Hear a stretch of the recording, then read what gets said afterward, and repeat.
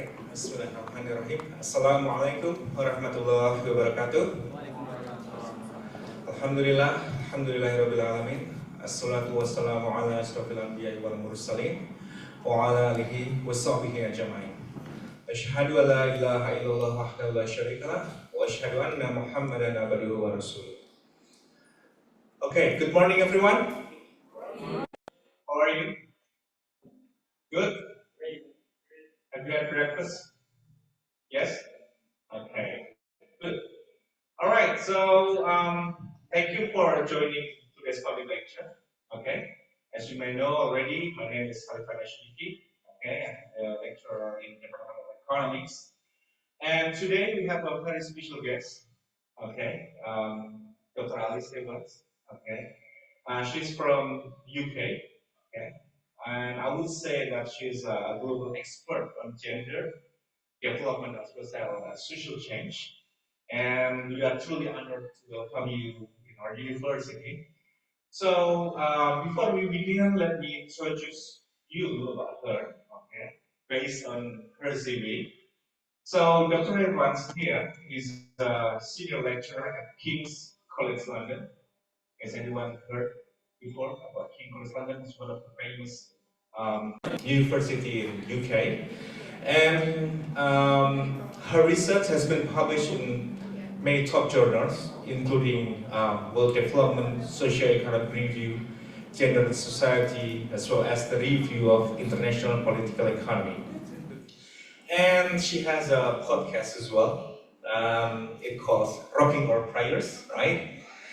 And today's talk is especially relevant for us here in Indonesia, since Dr. Evans will present an insight from her upcoming book. It calls The Great Gender Divergence, which to be published by Princeton University Press. So basically, she will explore fascinating questions for why is Indonesia one of the most gender equal countries in the Islamic world.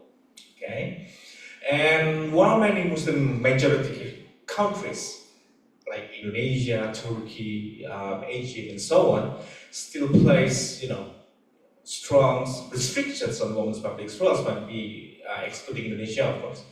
Indonesia is quite different, right? As we can see, we don't have special restrictions about where the woman should sit and where the man should sit. In here, we see women moving freely, participating in the workforce, as well as engaging in the public life.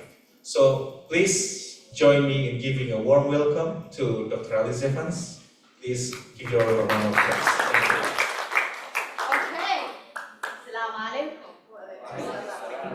So I will start here so I can be with you all.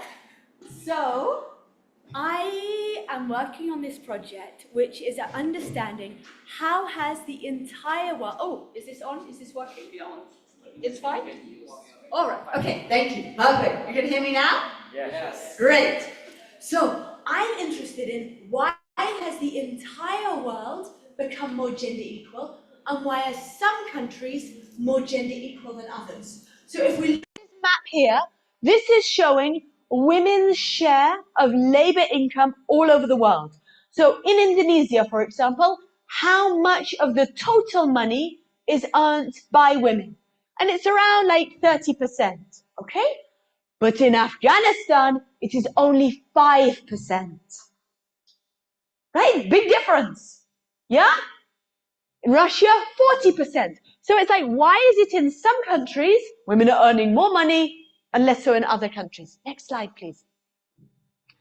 So when we think about gender equality, I'm here as a social scientist, right? So I'm not saying what is good or what is bad. I'm just interested in what drives it culturally. So we can think about many different indicators. How much money are women making? Can women and men be friends? Can you go out and do nongkrong and sit with boys at the table and it's no problem, right? Are women in management? Are women in leadership, right? So I met the dean and the female head of department, right? Women in management. Or are women in political office? Are women leading the countries? In terms of attitudes, Do women say, yes, you know, women should be free from violence, or yes, we support gender equality?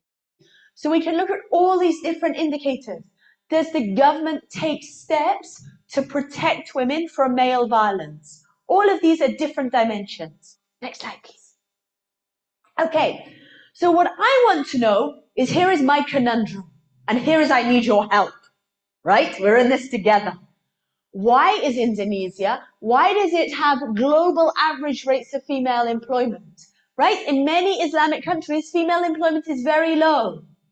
So my husband is from Pakistan, and we had our nikah this year. In Pakistan, women rarely leave the house, right? Women are much, much more restricted. So why is Indonesia so much more gender equal than another Islamic country where my husband is from? That is what I want to know, right? So, you know, when I tell my husband all my stories from Madura or Aceh or Surabaya, he's like, wow, Indonesia is so liberal. Indonesia is so open. My husband is so excited. Alhamdulillah, wow, Indonesia, right? So this is what we want to understand. And that is where I need your help. Okay, so why is it that it's much more permissible for men and women to hang out in cafes? You know, yesterday I went to a cafe with an Indonesian friend. It is called Butterman's Cafe, and it says on the front of the cafe it says no pork, totally halal, and then it says we serve coffee hotter than your man. And I was like, wow, astaghfirullah, you know, that's so like, for a Muslim country to be saying, you know, our coffee is hotter than your man. I was like, okay, liberal Indonesia, right? So that was a wake-up call for me. Very exciting. So next slide, please. Okay, now put your hands up if you have a social media account. Yeah, you've got a social media account? Who's on Facebook? Who here is on Facebook? Okay, one Facebook, okay. Yeah. So this is an amazing analysis. But what they did is they looked at 1.3 trillion Facebook connections. And they looked at people's share of male friendships and female friendships on Facebook. And the dark red here means that men have no female friends on Facebook. So look at North Africa, look at Turkey. So because there is such a strong emphasis on men and women being separate, men don't have any female Facebook friends, right? So it's a very good indicator of gender segregation, right? Whereas if we look at Indonesia is the same color as Europe. Yeah, and that's exactly when you go to a cafe, you see men and women hanging out, right? So this is an amazing indicator. Look where you see where my husband is from, Karachi, Lahore, in Pakistan. Men are just not having female connections. So this is amazing how we can use big data to know how people are hanging out with their friends with. So we can really see the diversity, cultural diversity. Okay, next slide.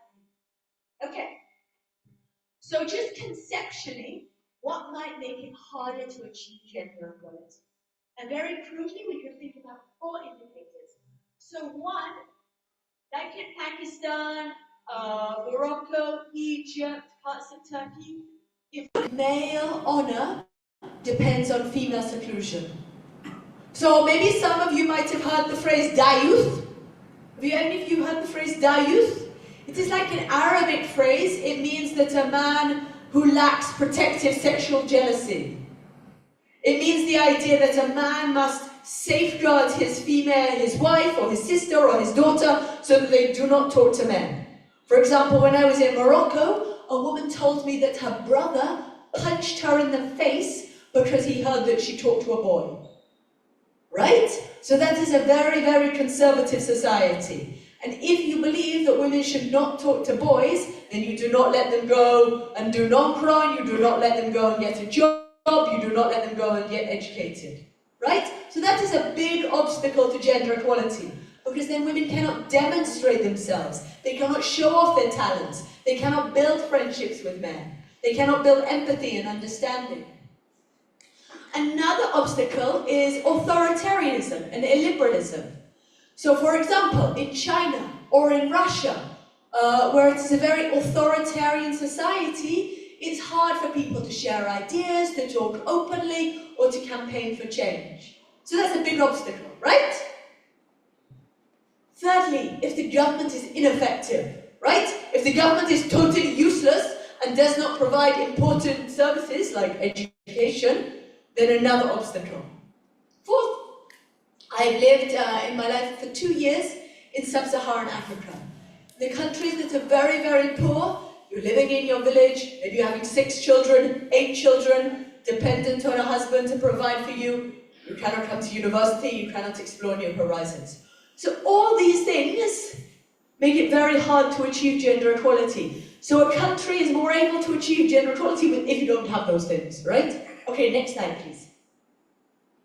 Okay, so what I have been doing is going all the way around the world, doing interviews all around the world to try to understand culture in different places. So the pink here is places where I've done qualitative research, in Uzbekistan, in India, in France, in Spain, in Sweden, in Thailand, in South Korea, in Brazil, and then I read lots of books to try to understand. So what I'm going to share today is insights from this research. But of course, you are the experts on Indonesia, so feel free to interrupt if I'm not clear or if you disagree. Yeah? Okay. Next slide, please. Okay, wait. Any questions so far? Is anything unclear? Any questions? Feel free. Bebas, feel free. Okay. So what I want to do is first of all talk about why the Middle East and North Africa has this idea that male honor depends on female seclusion. So first of all, we go back to the spread of Islam. That Islam was spread in the Middle East, North Africa, and Central Asia through Arab Islamic armies, conquered new territories, and set up authoritarian institutions, right, with slave soldiers. And then, because the Arabs were ruling, because the Arabs were at the top, everyone else was adopting Arabic customs because those were prestigious, right? People wanted to be like the Arabs. So whatever the Arabs were doing, whether it was cousin marriage, whether it was female seclusion, other people adopted that. And they started speaking Arabic. That is why they now speak Arabic in Egypt, right? Because it is prestige bias. Okay. Then many of the rulers, especially if they were foreign rulers, they championed Sharia and madrasas in order to gain legitimacy. So the Seljuks and the Mamluks were not indigenous to the society, but had to prove their Islamic credentials, right? So they're coming from Central Asia, we want to prove we are super Islamic, and so they strengthened Islam. So if, for example, I was just in Aceh, where they have Hizbah policing, right? Hizbah policing, everyone understands Hizbah policing? Where you have like the morality police. Sorry? Yeah, so one is Sharia, but also the police people inspecting and punishing people if they do not do proper practicing. So for example, you know, in Aceh, there is the Hizbah police that goes around and checks that all the men are doing the Jummah prayer. Yeah? But in the Middle East, this was very common. So there would be a mutazir, who is like the market inspector, and he would be making sure that everyone was following Sharia. He would be making sure that the women were not going to the shops. And if he saw women going to the shops, he'd be like, no, you need to go home. Right? So using state power to punish and push women out of the public sphere. Also in the Middle East, rulers would be punishing heretics. So rulers would try to gain control by punishing rival sects. So if you are Shia, for example, then maybe you will be punished, right? So using a lot of state punishment. Next slide, please. So for example, this is the Hizbah manual from the 12th century in Egypt. And they would be saying, do not allow women to sit in the shops. You must not teach a woman how to write. If you see anyone playing a musical instrument, you must break the instrument. Right? So they're using the state police to enforce it very, very strongly. This is the Hizbah policing, the Mutazir. Okay, next slide, please. And so we had, through the state punishment and the prestige, they built up this idea that men's honor depends on female seclusion. And it would be absolutely humiliating for a man, totally humiliating for a man, if another man saw his wife, for example. Right? That would be the lowest of the low. And men would be very insecure and worried that another man would see his wife. Okay, next slide. So what we see that even as so on the x-axis we have wealth, GDP per capita, and on the y-axis, and then we have female employment. So what you can see is even as the Middle East and North Africa gets wealthier, female employment stays very low, right? Whereas in the rest of the world, as countries get richer, women go to university and they seize jobs. So the Middle East and North Africa and South Asia are unique in that because male honor is so important that even when they get money, women just stay at home, right? Saudi Arabia, for example, is much richer than Indonesia, but its rate of female employment is much lower. Yeah? It's 30% in Saudi Arabia, 50% in Indonesia. Yeah, because of male honor. Okay, next slide. And then we have Saudi Arabia getting rich, right? Saudi Arabia getting rich, and then Saudi Arabia funding mosques and madrasas all around the world to promote Wahhabism, Salafism, right? So even when I was in Morocco, I hired a donkey and I went up into the Atlas Mountains with a donkey. And when I was up in the mountains, I would see these very poor rural villages, but there would be one shining mosque, thanks to money from Saudi Arabia, right? So Saudi Arabia can use its oil money to champion its particular interpretation of Islam, right? Condemning bid'ah, condemning things as, doing takfir, saying this is haram, etc. Right? So with this oil money, they were able to champion a very strict literalist interpretation of Islam. On top of that, there was rising religious education. Okay, next slide, please. Okay, any questions so far? Any questions about the Middle East and North Africa? Yeah. Assalamualaikum. Welcome to Indonesia. I'm from Uzbekistan. Oh, right, okay, amazing. Where? Uzbekistan. Whereabouts in Uzbekistan? Andijan. Oh, I was in Yeah, Andijan. you were there, right? Yeah. You were. And I came here just a week. I also love Indonesia, and I love female being in employment. But I didn't understand how we improve country by rising employment of female. This is my question. Okay, so why is it useful for female employment? So is it why does female employment help the country? Yes, I mean, how can we improve the country's condition by rising the employment of female? Okay, so thank you so much. So if I understand the question correctly, please say, if women are just, let's suppose women go to university and they become very intelligent, so knowledgeable, but then they stay at home. That means all their talent, all their ideas, all their entrepreneurship does not actually benefit the country. It does not actually go into building new businesses, into starting a new enterprise, in discovering something new. That talent is sort of underutilized.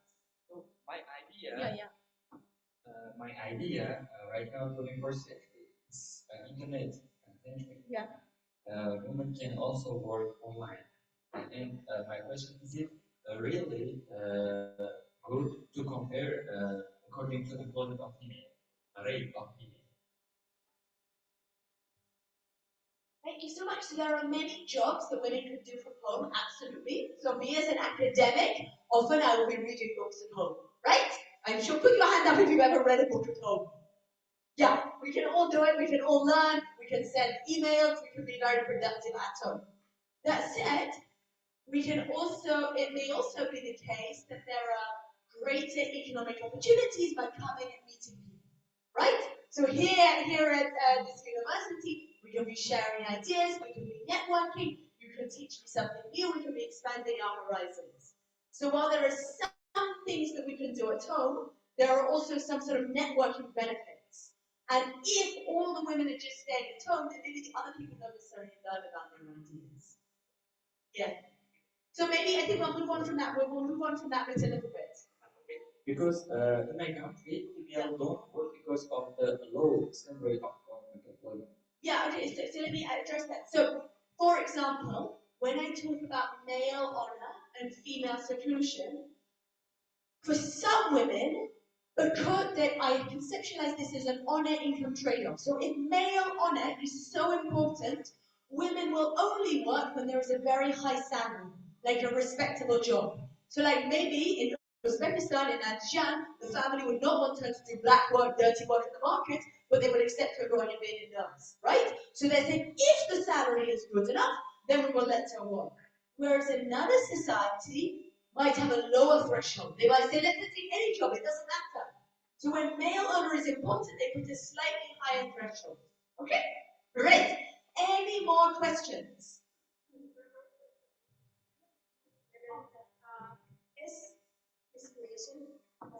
Basically, he is asking that if the rate of female employment is higher, excluded, but covering people of the experience. Yeah. And then the second like this. So, for example, in Indonesia, female are allowed to work freely without restriction. It doesn't mean that Indonesia more developed than other countries that contribute to work. Let me explain. So let me explain. There are many ways in which a country can get rich, right? Let us suppose you are Saudi Arabia and you have a lot of oil. You can sell your oil internationally, right? So Saudi Arabia gets rich, even though its women rarely work, right? So there are many, many ways you can get rich. You can get rich because you have oil, you can get rich because you have diamonds, or you can get rich because you have a high labor force participation and your labor force is very intelligent. So productivity is about how skilled your labor force is, how efficient they are, whether they're able to introduce new things. So it's not just about the level of the workforce, but how productive they are, right? Let's suppose you have many people working, but they are not very intelligent, or they do not have much technology. Then your productivity rates are going to be very low. So there are many, many things that go into economic development. But if your women do not work, then that's keeping it a bit lower. So if we compare Latin America, where women do work, to the Middle East and North Africa, where they do not, the Middle East and North Africa could be much richer if they let their women work. But of course, there'll be other factors. Roofing. Any more questions before we move on to Indonesia? Roofing. Okay. So, to people, okay. So this is a summary. This is a summary of what I would like to suggest. So these are some 5 items. So 1, Indonesia, Islam spread by trade and the Wali Songo. And I can't pronounce Songo. It is very difficult for me. We do not have the sound, so I apologize. Wali Songo. Okay, so they spread by the Sufi missionaries who often adopted the prior Hindu, Buddhist, or Adat customs. And there was a strong emphasis on community engagement. And they do not have a history of Sharia law. On top of that, women continue to move independently, right? Women continue to move freely in markets, selling, trading. Thirdly, Indonesia is very hilly, right? You have a lot of volcanoes in Java. It is very difficult to impose a singular law if you have so much hilly terrain, right? So of course you will end up with 1,000 different languages, right? You have so much diversity because you have very, very rugged, direct terrain. So you can think that geography is going to influence your culture. That's very different from the flat plains of Arabia, where it's much easier for horses to just move and then impose a single culture, right? Rugged terrain, harder to control, harder to dominate, harder to get a singular ideology. And then we move to the 20th century, and we see that governments, Suharto and Eno, for example, really championed Pancasila, right? The idea of unity and diversity, and celebrating that diversity.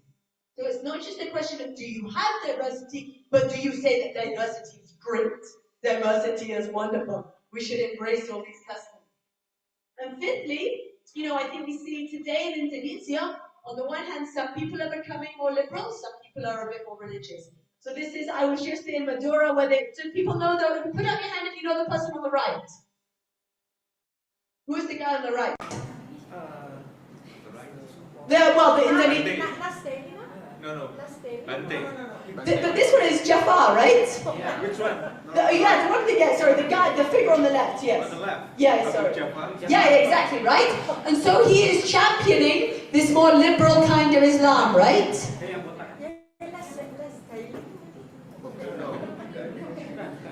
Okay, next slide. So let's go through the argument.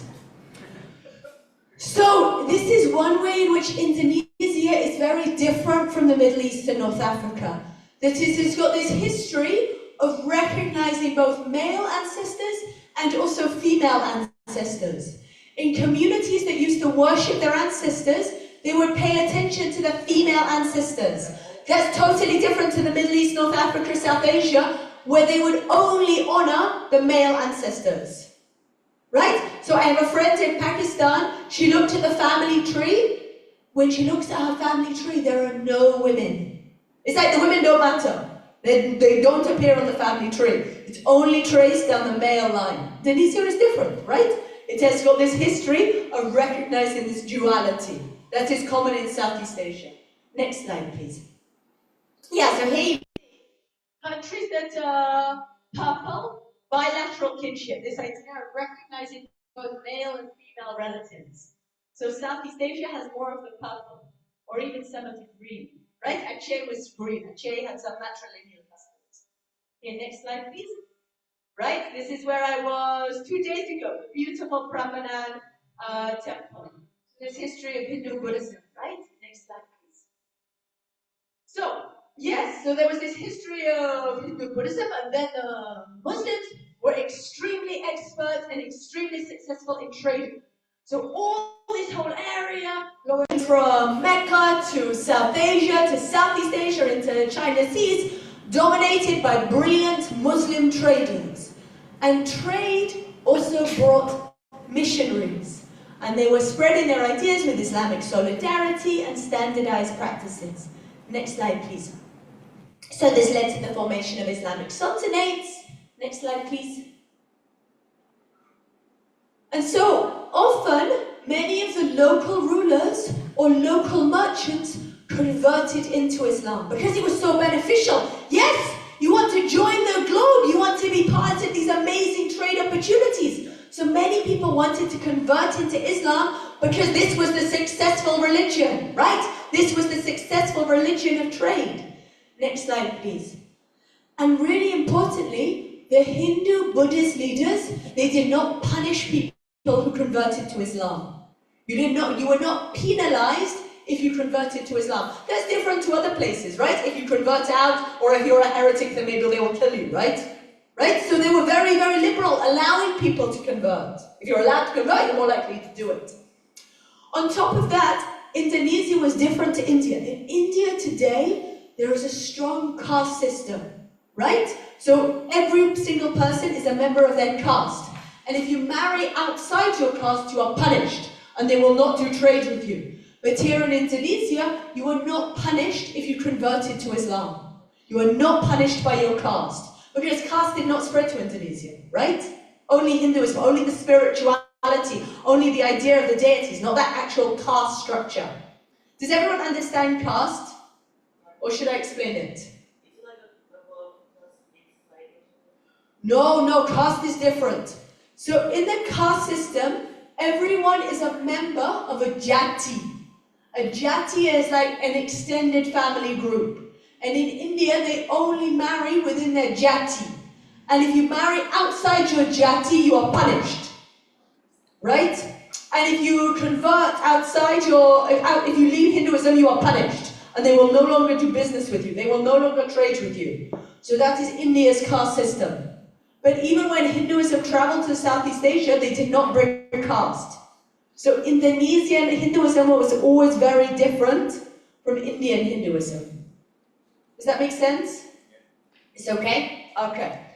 So, the Wali Songo were not persecuted. They were not persecuted by the rulers. They were not persecuted by the local communities. So that is very unique. So they could spread their message. So many of these ports, like Surabaya, where I was before, they began then paying tribute to Islamic sultanates. So now the Islamic sultanates could grow. Now they could get money because they had this trade, and also it was permissible, it was acceptable. Next slide. Okay, so this is, I was at Sunan Ampel's tomb in Surabaya, right? Still very popular today, still very popular. So this is a particular Sufi practices, and they're thinking about Sufi ideals of meditation, of inner purification, the idea of repetitive chanting, often with gamelan. So I was staying at Pesantren.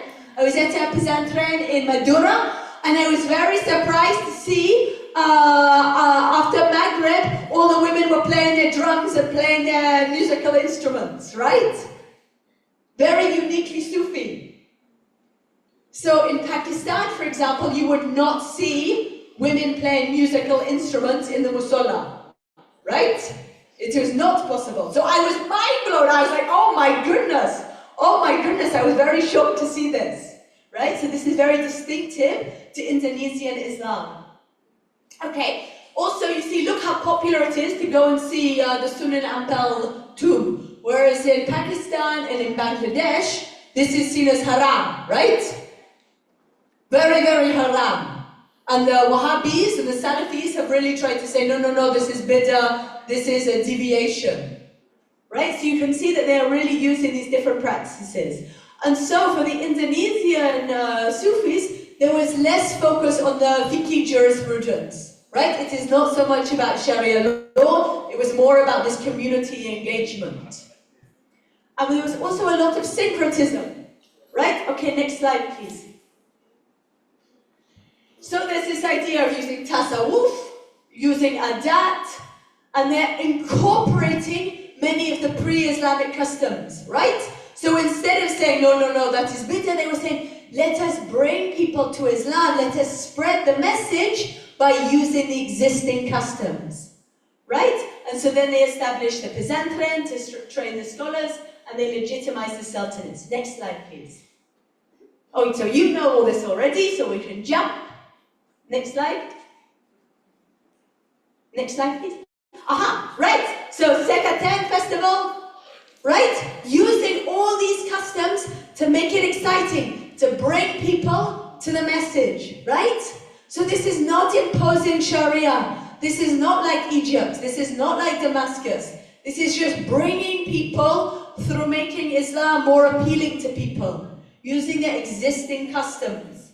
Very, very different. And playing the gamelan to draw in the crowds. Next slide, please. Right? Siddiq-Allah, right? So totally different from many other Muslim communities, making these big community festivals, right?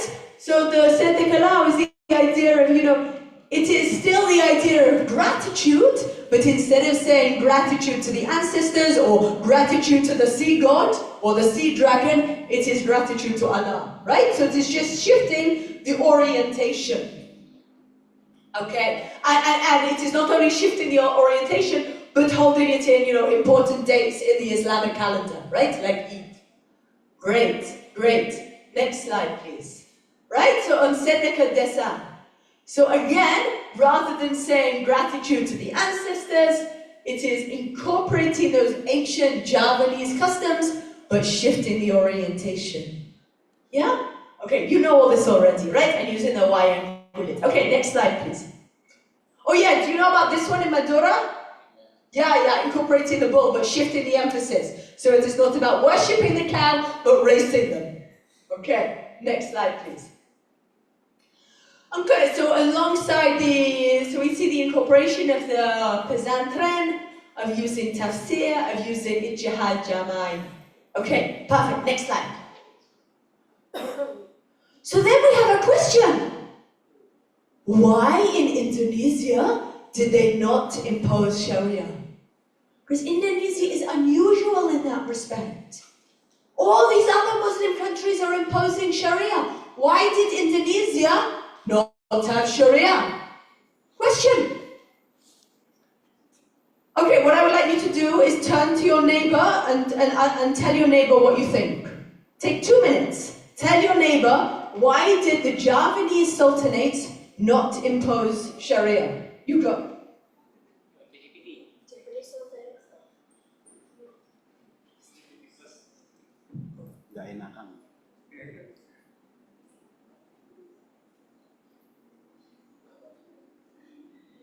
No, everyone is looking at your phones. Talk to your neighbor. Talk to your neighbor. Tell the neighbor your answer.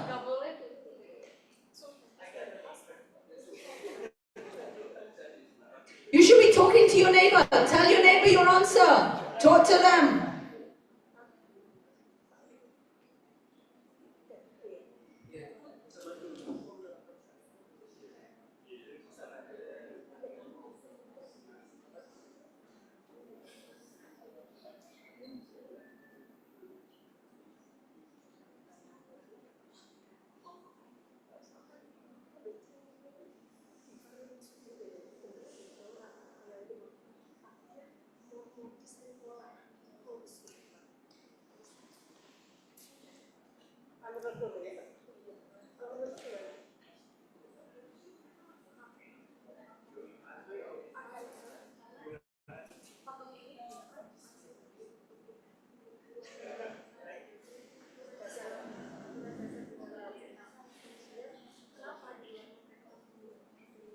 Okay, let's just have some suggestions. Hands up. Who has got an idea? Why does Indonesia not have a history of Sharia?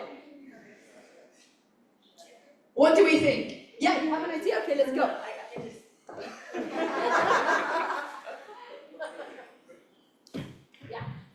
This is my personal opinion to why in Indonesia in general we don't impose Sharia law here. Past tense. Why did they not do it? Did not. Yeah. Maybe because during the time Indonesia still believed in ancestral spirits. So in order to not upset the indigenous people, they just respect the tradition that's already existing. That's my. Okay, that's one possibility. Okay, so maybe it's just because lots of people were worshipping their ancestors and they didn't want to trigger a rebellion. So that's possible, but here's the thing, and I think that's maybe true, in the rural areas where they did not have so much control, maybe in the mountains. But in many of the ports, these were big Islamic cities. Like Surabaya was an Islamic city. People were converting to Islam. Also, in many of the places in Middle East and North Africa, people would persecute the heretics, right? So why did they not persecute the heretics in Indonesia? Any more ideas? Do you have ideas on this row? Yes.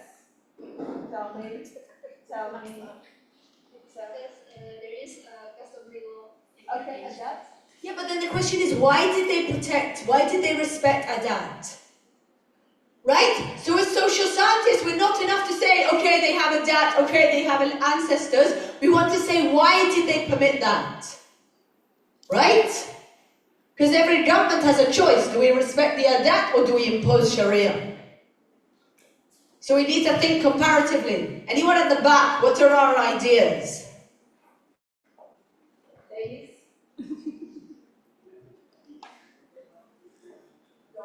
Don't be shy. Any more ideas? Why did they not impose Sharia? Yeah. I'm just still thinking when you think. Okay. The question is, why didn't Japanese Sultanate impose Sharia? Yeah. I don't exactly, but I'm just thinking that in the past, even though they may not impose Sharia law, for example, they applied some polite rules, for example. Yeah. How they dress, they more modest and polite, for example. How they, what we call, behave is more polite than maybe right now. Nowadays, for example. Even though they don't apply Sharia law, maybe explicitly implicitly, they actually applied Quran regulation or law that guide people behavior and interaction with others. For example, nowadays maybe women and men can interact freely, and in the past maybe women more hesitant to interact with men. They prefer stay at home, like what Kartini we have. Kartini is right. That's why they stay at home, but she stay at home, but she always educate herself by reading, corresponding with others like that, to increase her knowledge at that time. That's my opinion. Okay, so certainly people were converting to Islam, people were adopting Islamic customs, but still I want to know, why did Indonesia not implement Sharia? It is a fun, exciting question, right? Yeah? It's exciting. Okay, next slide. Okay, so here is my interpretation. And this is just an interpretation, this is just a hypothesis. One is the Wali Songo ideologically. They are thinking about this idea of Sufism. Sufism is not about fiqh jurisprudence. Sufism is about the personal or community engagement with the Creator. Right? And so they are building this syncretic kind of Islam to accommodate people. Right? So that is one. Two, just look at how hilly it is. Right? Very, very difficult to impose a law over all those different Abangan communities. Right? Climb up a volcano, implement Sharia. Pretty difficult, right? Pretty difficult. And so you had a very decentralized political economy, in that the local rulers might swear allegiance, but they are maintaining their autonomy. So if you don't have a centralized state, it's much harder to get people to do what you want. You have to be a bit more flexible. Okay, next slide. Okay, so then we think, well, why was the Malacca Sultanate different? So one possibility is that Hindu-Buddhist customs were weaker, the missionaries were more tied to the Islamic sultanates in the Middle East, North Africa. It could have been more economically dependent on trade networks. Like the Undang-Undang Melaka, that was Sharia law. So the Malacca Sultanate did have Sharia law, right? So it seems that they were ideologically different in the way that they were spreading Islam, that they had a stronger ideological commitment to getting Sharia. So Indonesia is not just unique globally, but unique in Southeast Asia, right? So that is what I'm trying to understand. Okay, next slide. So, yeah, so even because Aceh was under Sharia, then the female, although it had female rulers, they gave their orders from behind the curtain. Yeah? And then when Mecca said it was not Islamic to have a female ruler, they came to an end. No more female rulers. So when Mecca was influential, they stopped having female rulers. Okay, next slide. So now we have our wonderful Kartini. So I think, so now I'm fast tracking, I'm coming further forward, and I think from reading Kartini's letters, we see that in 1900, Indonesia was still very patriarchal, right? So Kartini was saying, you know, as a child, I did everything without question. We girls must have no ideas. We have no right to complain. So Kartini is giving us an insight into society at the time. So even though Indonesia did not have Sharia, it was still a very patriarchal society, right? Okay, next slide. And Kartini is saying there's nothing for the woman, right? And that she didn't have this right to learn. Okay, next slide. Okay, but alongside this, like we know from the anthropologist Clifford Geertz, that there was a lot of heterogeneity. So in the early 20th century, the mid-20th century Indonesia, many people might call themselves Muslims, but still give rice porridge to the ancestors, or not necessarily wear the hijab, or going to the waterfall to worship the territorial spirits, or give an offering to Allah, but actually be doing something very, very different, right? And it seems that those practices seem to reduce as more children go to school, they study the Quran, they learn about what it is in the Quran. They learn about akhlaq, they learn about fiqh jurisprudence. As people go to school, as they have more information, even on their smartphones, you can be reading the Quran, you can be learning about du'as, right? Okay. Okay, next slide. And so then I think the really important part of Indonesia is not just its history, but its 20th century celebration of Pancasila.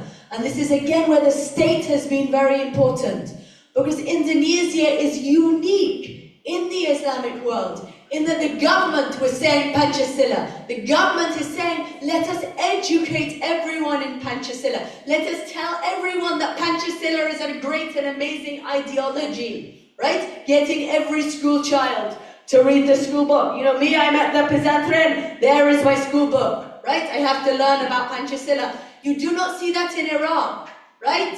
You do not see that in Egypt, where they're saying, respect diversity. When my husband is at a madrasa in Karachi, he is not learning about Pancasila, right? When my husband is in the madrasa in Karachi, they are doing chambu, chambu, chambu, and he has to learn it to know exactly to the rules.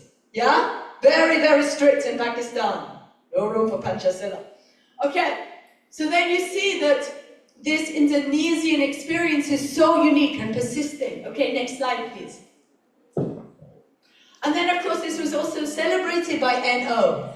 NO is also championing this idea of Pancasila. And what I also found very interesting that I learned about at the pesantren, and I will mispronounce it.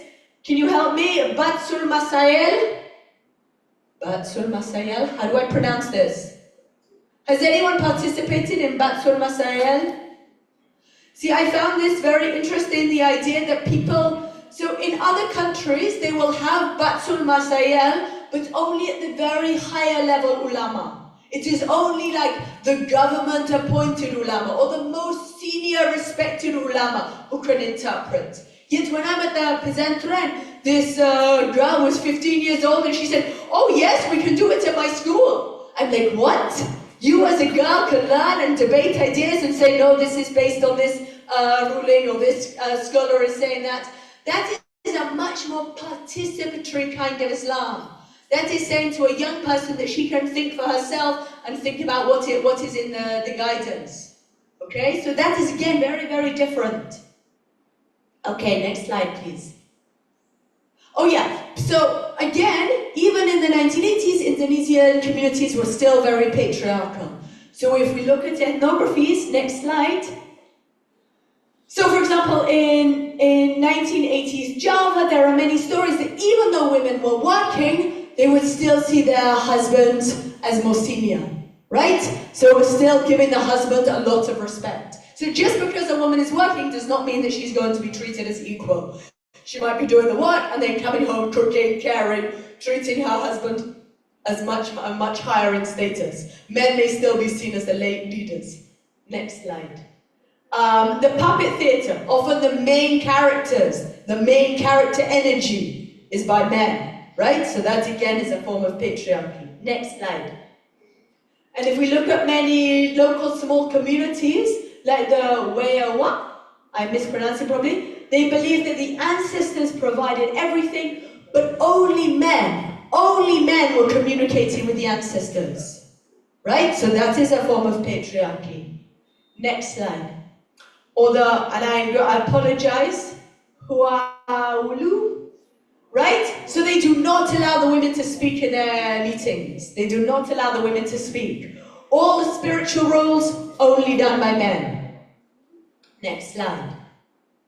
So there is this one community whereby if a woman is on her period, they say she must get out of the village, right? She is not allowed to come close to any of the men. And mukupina, the word for menstrual blood, was an insult, right? So that is showing a very patriarchal, misogynist community, where it is using something very natural about every single woman as an insult, right? So what I don't want to give the impression that I'm saying Indonesia was not patriarchal, right? All these patriarchal practices are persisting. Next slide. Okay, the Wana, they had shamans. Only men could be acting as the spiritual priestly role. Next slide. So there is this idea that, a woman, even if women are free to move, as was the case in Indonesia, unlike Egypt, unlike Pakistan, women could still internalize the idea that their own preferences matter less, that their own welfare matters less. And what's more important is giving honor and status and food for the man. So all these things are persisting. Next slide. So this is the big question. As these rural Indonesian communities had economic growth, would they turn towards Sharia? Would they turn towards Pancasila? Would they embrace gender equality? And that is like an ideological battle, right? Everyone is trying to persuade. Everyone is trying to convert other people. Next slide. So then we see the injection of money from Saudi Arabia. So Saudi Arabia was using its oil wealth to fund schools, to fund institutions, to try to convert people to Salafism, try to convert people to Wahhabism. And so many people might engage in a form of Salafism to say, you know, I am so holy, you are not as holy as me, I am the one who is practicing the proper path, you are not doing it properly. You know, it can feel good to tell other people that they are bad and we alone are good, right? So people might engage in that and see something as prestigious. Next slide, please. Okay, so then we see that contest. On the one hand, you see Salafism, but on the other hand, you see people doing nongkrong, you see people going to Gramedia, exploring all different ideas. And that is where Indonesian Islam is very important. Like one of my participants said, Indonesian Islam is elastic. Indonesian Islam is democratic, right? So if you have a more open, liberal society, it's perfectly permissible to go to Gramedia and read a book and explore new ideas. That's very important. Remember how I said at the very beginning, like democracy and liberalism, that enables people to go to Gramedia and say, wow, let me consider these new ideas. Right? Super, super important. Has anyone been to Art Jog yet? Art Jog? Oh, you have it in... I went yesterday. I'm ahead. Art Jog. It's at your National Museum, right. So if you have an open liberal... You know at Art Jog there is a painting of a naked woman? Yeah! I was surprised, right? So you see all these things going on, all these different things, right? So that is a more liberal culture, right? Having a naked woman painted. Yeah, okay. You know, this is... And so it is because of this permissibility. So this is a photo from Aceh. This is a book group where men and women come to the same book group and each bring their books that they've been reading that month. And that is an example of how if it is permissible for men and women to share ideas, then men can learn from women. Men can learn from what women say is important, what women think is interesting, what women's ideas, women's concerns. So that permissibility in Indonesia is very important for progress towards gender equality. It's not just about whether women are educated, but whether they and men can share ideas about what matters to them. If they can hang out in cafes. For example, whereas even in Britain, in the UK, British Pakistanis may not be allowed, British Pakistani women maybe cannot do nongkrong in the evening. Right? Much more conservative. And if you can't do nongkrong, then you can't share ideas with men. Right? You remain much more segregated. Next slide, please. Right? So these are all, you know, if you have an open liberal society, you can explore all these different ideas, right? Cigarette girl, apple and knife, all these different things. And so that enables like ideological persuasion. Okay, next slide, please. So this is a map showing countries' level of democracy. Now, Indonesia is not a perfect democracy, of course. It is somewhere in the middle, right? Somewhere in the middle. So dark red means very authoritarian. Blue means very democratic.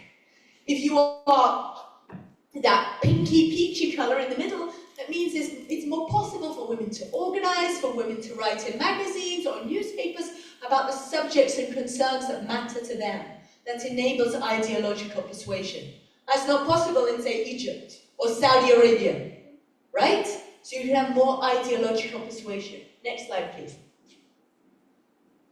So you can see here, this is a graph showing female employment. Look, in Egypt it is 15%. Only 15% of Egyptian women work. Indonesia much higher. That is because it is more permissible for women to go into the public sphere. Though still not as permissible as Thailand. You know, when I've been to Thailand, to Chiang Mai or Bangkok, there'll be night markets. You know, women working late into the night, trading, because male honor doesn't depend on female seclusion. So culture really, really shapes whether women go out into the workforce, whether women hang out with men and do book clubs. But again, you know, female employment is only one indicator. If we go into more detail, we see that Indonesian women are still doing like lower wage work, right? So there's no change in the level of management, though there are exceptions, right? And they're underrepresented in political leadership. Okay, next slide. Oh yeah, or nongkrong. Right? You would not see this in Pakistan or Egypt. Maybe you see this in some cities in Turkey, but you know, Istanbul and only some parts of Istanbul. Okay, next slide. Okay, so that's the summary. So why is Indonesia more gender equal? One, it is the unique way that Islam spread, incorporating Hindu-Buddhist customs. One, women continue to move independently. Three, the 20th century government championed this idea of Panchasila. And then four, that you still see this ideological contestation. So that is my hypothesis, but I very much welcome your ideas and your questions. And then final slide. If you have any questions, you can email me or you can send a message to me on Instagram, because I very, very much would like to learn from everyone in this room. So you connecting with me saying, hello Alice, I think you're wrong. That is the best news ever, okay? So please open it up to any questions. Just raise your hand and be free. Bebas. Yeah. Thank you, Prof. It is a very interesting topic of the research and also explanation. And me, myself, as a Muslim woman, know how Islam or Sharia implement in different countries. Yeah. Particularly about the gender equality. If I'm not mistaken, correct me if I'm wrong, Indonesia is considered more gender equality than other Islamic countries such as Pakistan, Morocco, Iraq, and other countries, or maybe Uzbekistan, yeah, maybe. However, I'm just thinking that it is not about Islam itself, but it's about the implementation on the practice of the people. Yeah. And if suddenly I come to Quran and Hadith that actually Islam never make women less or lower than men, or there is gender inequality. It's mean that Quran and Hadith is mean that our Prophet Muhammad way of life teach us that women and men always equal in many ways, but in different contexts. For example, why in the past maybe, even though in the past actually women not prohibited to work, not prohibited to pursue education. For example, when I visit Morocco in 2020, I visit the first university in the world. It is founded by Fatima Al-Qawariyin. It's called University Al-Qawariyin, and it is also women from Persia. It's mean that in the past or right now, actually Islam doesn't prohibit women to pursue education or any other positive activities. But what is prohibited for women is when the women go for activities that maybe interact with men is not mahram. It's mean not in Allah. It's not legal law. Not husband, father, brother, for example. So I would highlight here that actually if we are talking about gender equality or about women and men, we not only comparing about the practice itself, because it can deviate from the Quran and Hadith, but we also have to compare the source, of course, Quran itself, whether actually Islam make gender inequality or not. For example, in the past, in the golden age of Islam, where Islam, what we call, we can say conquer or lead most of the European part, Andalusia, for example. When at that time, I think women, maybe some say that women not really free like now, but from the woman at home, they teach children to become a leader. form become chapter. That's why. So let me just clarify, Yeah. because I think you misunderstood. Yeah. So it's the point is, if you interpret the Quran as saying that male honor depends on female seclusion, and if you interpret it saying they must have Sharia, then female employment is very, very low. And if female employment is very, very low, systematically, in all countries where men and women are not friends, then female employment is very, very low, and then there is low support for gender equality. So it is about how they interpret that particular part of the Quran. If they interpret it as saying that women must keep their distance from men, then women do not have male friends, they do not work, and then those countries are very, very patriarchal. Remember that Facebook map I showed, right? All the countries that were dark red, where men and women are not friends, also female employment is low, also they're very, very patriarchal. All these things are going together. Yeah. Does that make sense? Yeah. So it's about this interpretation of male honor and female seclusion as well as Sharia. Because if you have this onus on Sharia, then there is less scope for democracy. There is less scope for ideological persuasion.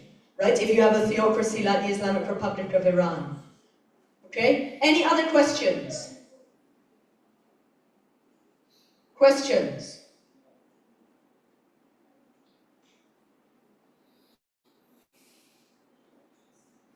Who has another interpretation of why Indonesia is more gender equal? Who does not believe that Indonesia is more gender equal than Pakistan? Okay, put up your hand. Do you think that Indonesia is more gender equal than Pakistan? Yes or no?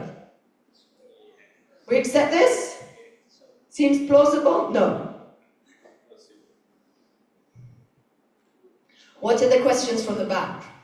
Tell me your questions. Feel free. Tell me your questions.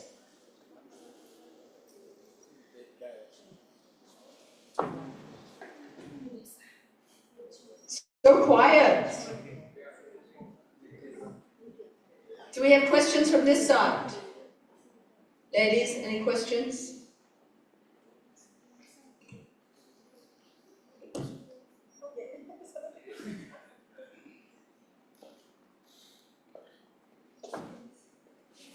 Well, if you don't have any questions now, you can always send me an email or send me a message if you prefer to discuss it privately. Or come up to me at the end if you are feeling shy in front of everyone else. Okay? Don't feel shy. I have never ever killed a student. The risks are very low. The risks are very low. So the bottom line is, again, gender equal society developed more than not equal society, right? No. Bottom line. What is the bottom line? But this isn't about economic development. Okay. So this isn't about what drives economic development. This is about what drives gender equality. So I haven't said anything about what drives economic development. Okay. Any more questions? Okay. Shep, back to you. Okay. All right, so give a round of applause to Dr. Alice.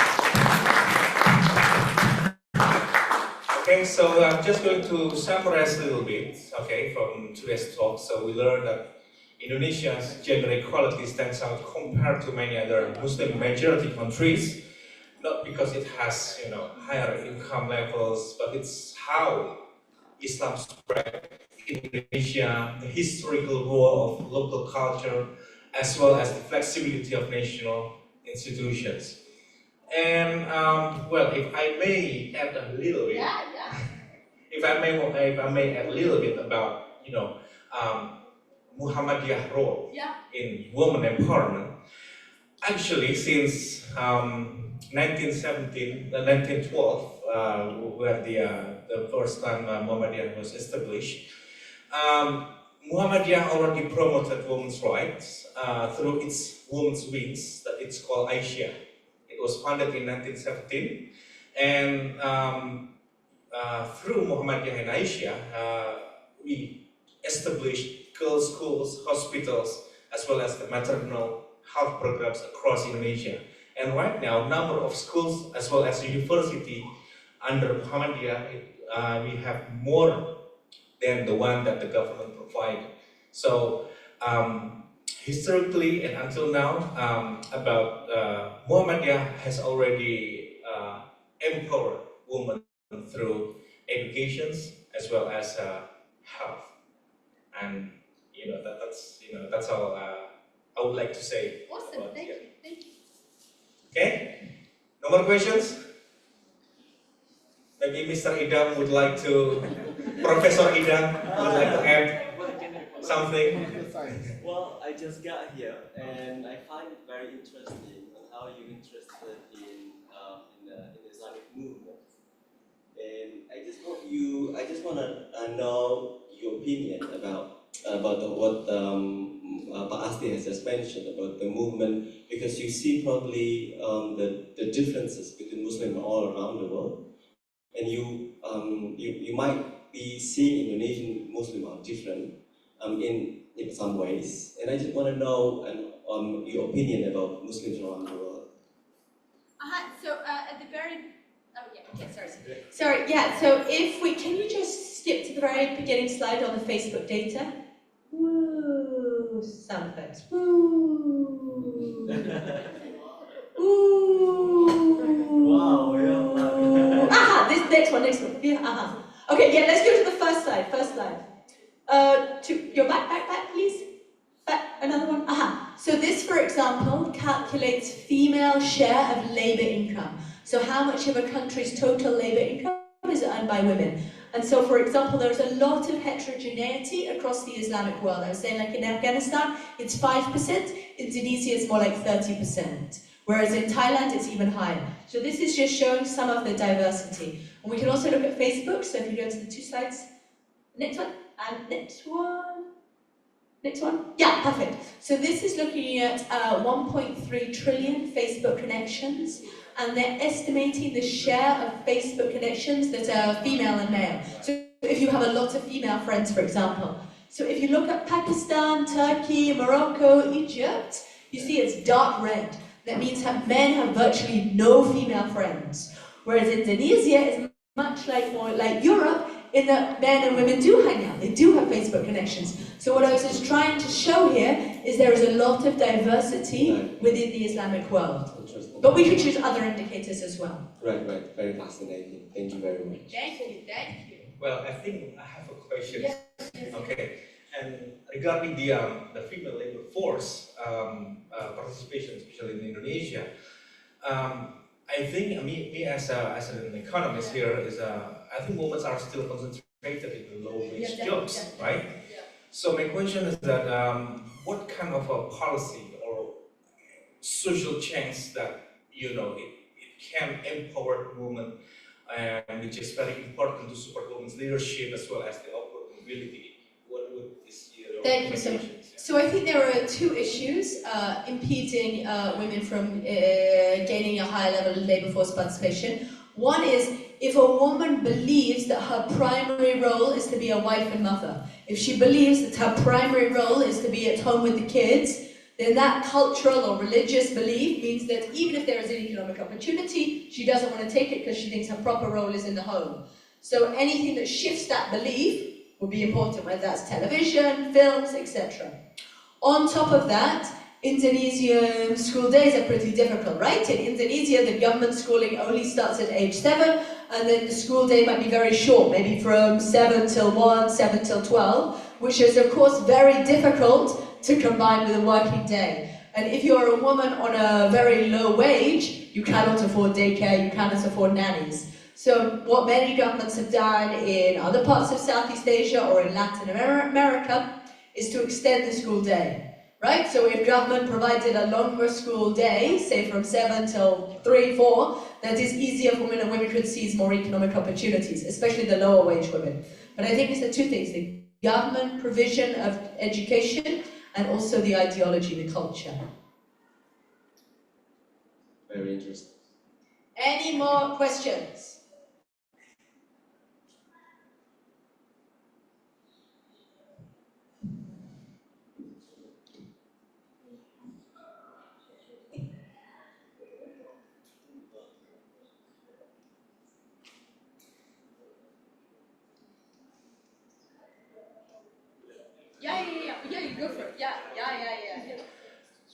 Yang belakang ada yang ngambil kelasnya Pak Roni. Katanya kalau berani tanya dapat A. Nah itu, jangan dapat A.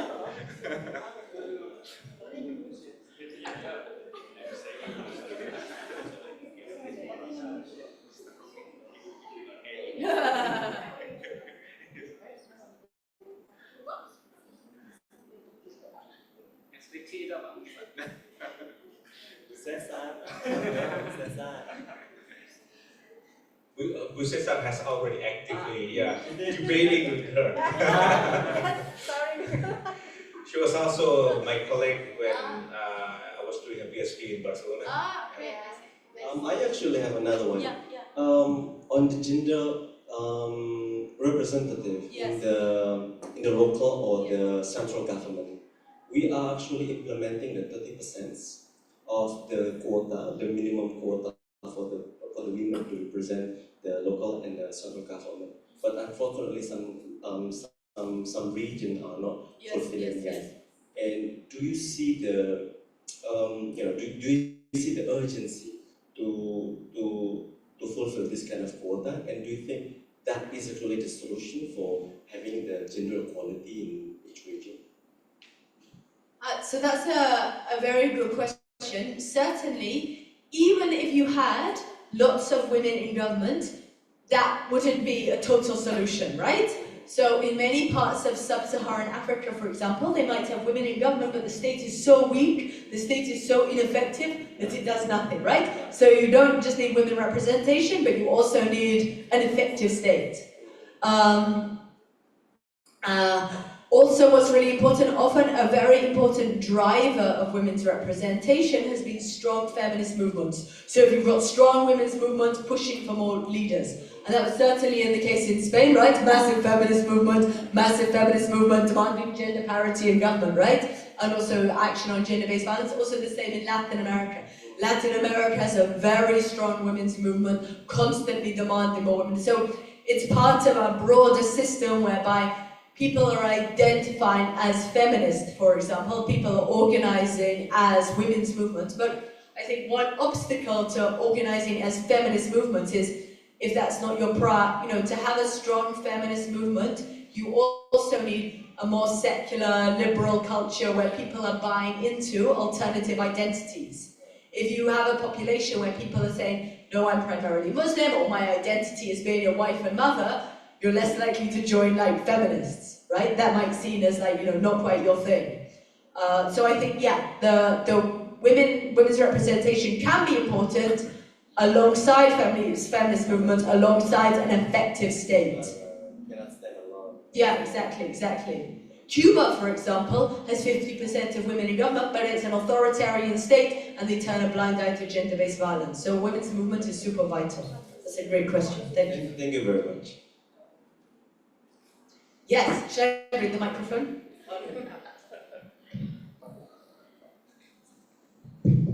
Okay, I'm Romy. Thank you for the opportunity to ask or maybe a little comment about your presentation. So actually in my doctoral thesis, I wrote a piece of work about household dynamic in terms of the bargaining power. And yes, I noticed that Indonesia is relatively and statistically more gender equal compared to any other Islamic countries. But in the context of household domain, like women have little bargaining power compared to men. Like they only have more power in terms of, small decision, like in what clothes they wear, but they don't have any power in terms of huge amount of expenditure. Like it's always the husband or the man who have more decision in terms of spending in huge amount, even for the children. Like although based on helicopter view, it's more gender equal, but it's fragile inside.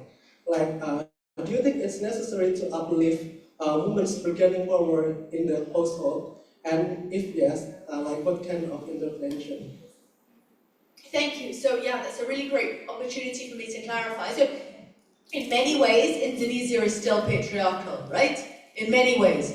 Not just in terms of bargaining power, but also women's belief that they should serve, some women's belief that they should serve men, or that they should obey men, or that men's welfare matter more, or that, that they should do things to please men, or men should, that men should come first, right? So I'm not saying like Indonesia is perfectly gender equal. My comparison is just Pakistan, right? My comparison is Egypt, where in Pakistan, for example, 40% of women say it's fine for their husbands to beat them, right? So it's just so much more.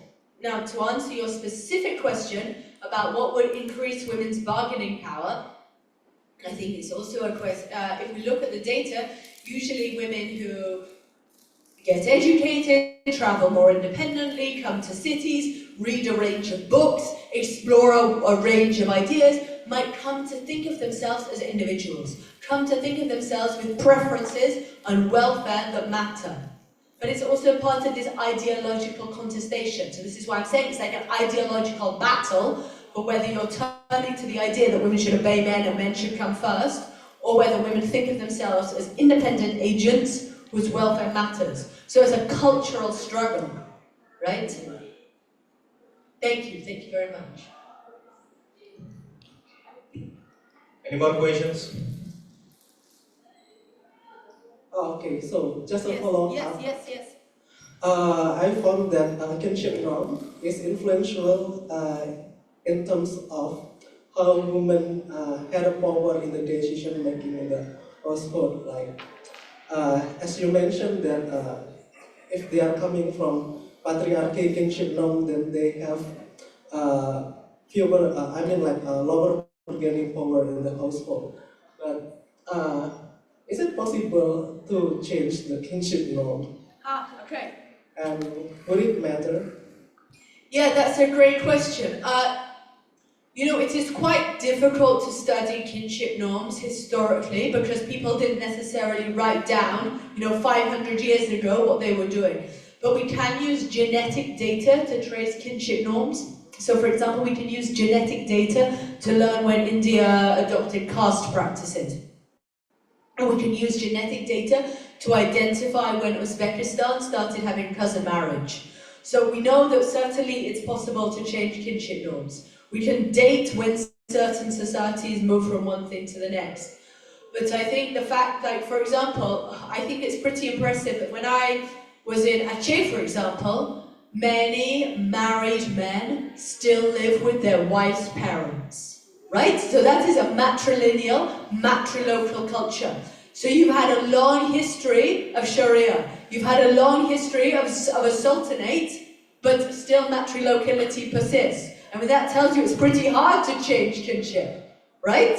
Because matrilocality is certainly not Sharia in terms of inheritance, but still they have kept it. So yeah, I think it can go both ways, but it's difficult to trace. But Aceh is certainly an exception. Thank you. Okay. Faisal?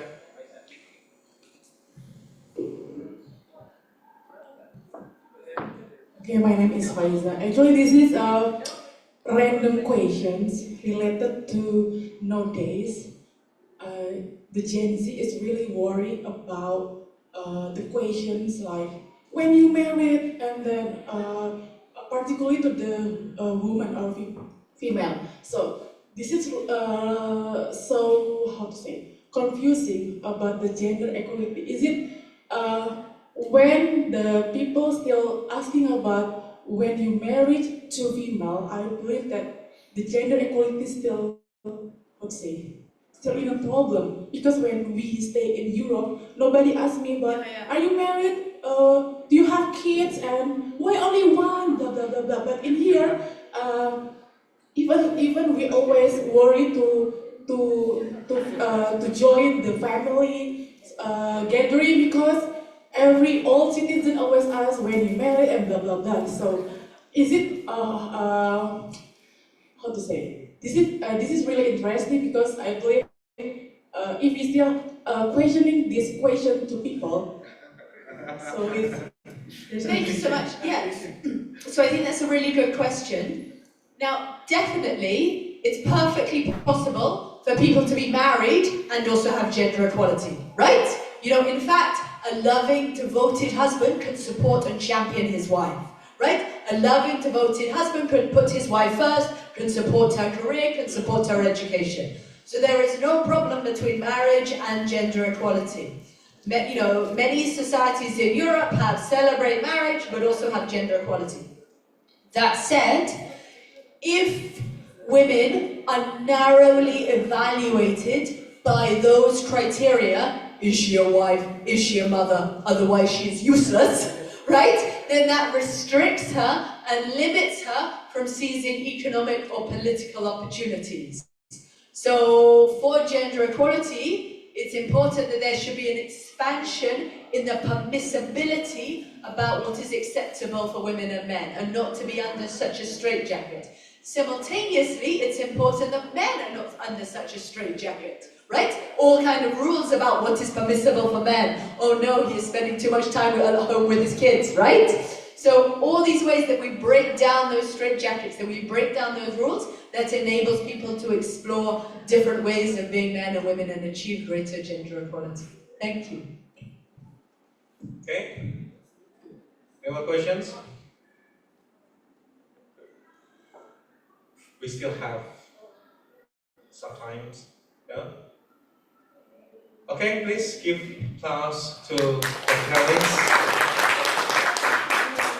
Alright, so before we close this public lecture, we would like to present you with a token of appreciations from our university. So we would like to give you a small memento to remember your visit here. Thank you. Thank you. Okay, please, Mbak Diah Titis. Oh, wow. Wow.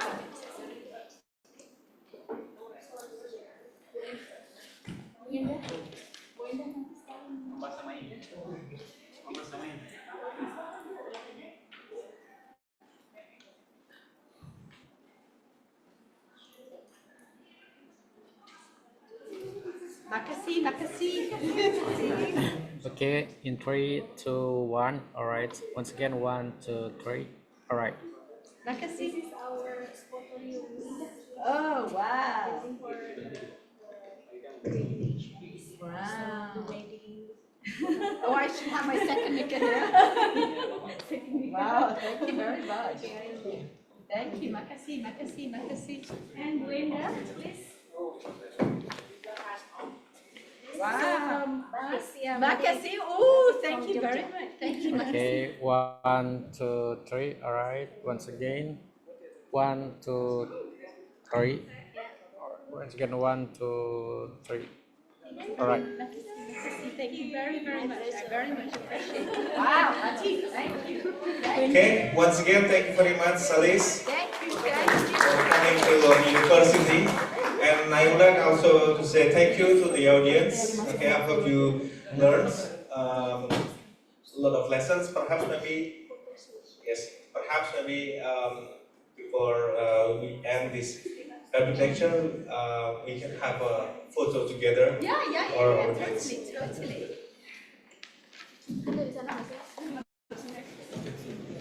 Oh, thank you very much. Thank you.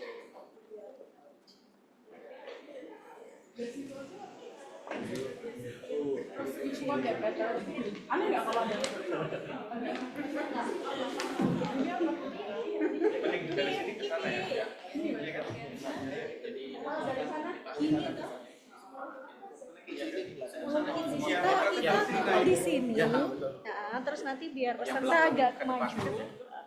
Oke, please biar in frame, tolong merapat ya teman-teman ya. Mbak Maiza. Mau meeting yang berapa? Meeting. Belum salaman sama Suhu saudara mungkin.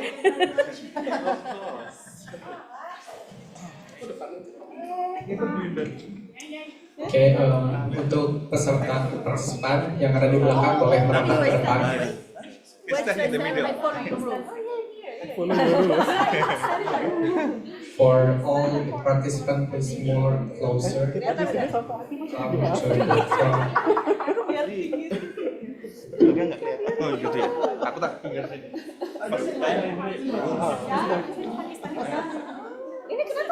Lagi kayak mau nggak? Maju lah. Ayo maju monggo. Jangan dikerap ya. Okay.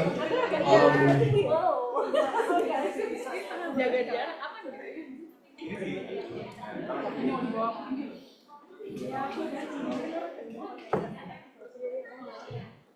Okay, in 3, 2, 1. Alright, once again, 1, 2, 3. Okay, so freestyle. 1, 2, 3. Alright. Economics.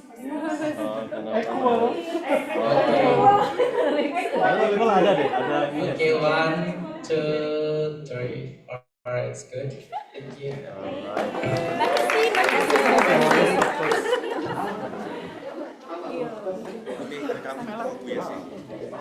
Aku kalau lagi itu